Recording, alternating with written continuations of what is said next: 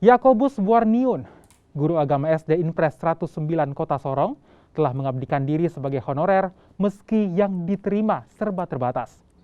Meski serba terbatas, namun tidak menyurutkan niatnya untuk tetap menjalankan tugas sebagai pengajar. Bahkan, program pengangkatan status guru honorer menjadi pegawai pemerintahan dengan perjanjian kerja atau P3K sudah dilakukan, namun juga belum membuahkan hasil. Yakobus merupakan satu dari ratusan guru honorer yang memilih untuk bertahan demi memajukan dunia pendidikan hingga ke daerah pelosok. Ia berharap kesejahteraan para guru termasuk honorer dapat menjadi perhatian pemerintah.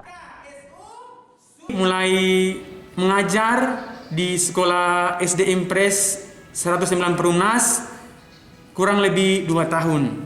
Saya mengabdi atau mengajar sebagai guru di SD ini.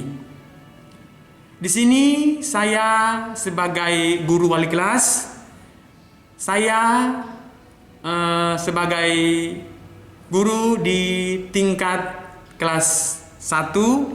Kalau untuk Pak Yakobus ini, untuk mengajar seusaha itu sangat bagus, desanya tinggi, bisa merangkul anak-anak, bisa sehingga anak-anak kelas 1 itu nyaman kalau diajar Pak Yakobus begitu. Buktinya orang tua juga banyak yang mendukung, yang senang begitu.